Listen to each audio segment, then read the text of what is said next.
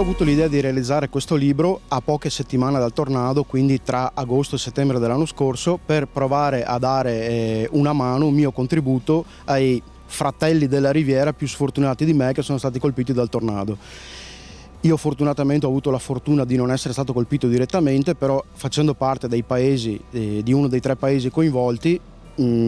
avevo piacere di provare a fare qualcosa di concreto per dare una mano e per lasciare una testimonianza scritta di quello che è successo, di questo evento che è successo qua in Riviera. Ho raccolto testimonianze di amici, di imprenditori, quindi sia di aziende che di privati, per avere una testimonianza il più possibile variegata e che rispecchiasse in pieno, diciamo, un target completo delle persone che erano state colpite, perché alla fine questo tornado non ha risparmiato proprio nessuno. Se la realizzazione di quest'opera è stata possibile, devo ringraziare la casa editrice Luna Argento che mi ha dato la possibilità di pubblicare con loro,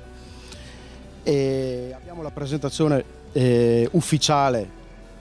oggi, venerdì 8 luglio, e poi saranno previste una serie di altre presentazioni lungo la Riviera, sperando che il libro piaccia e di riuscire a dare un contributo per le persone più sfortunate.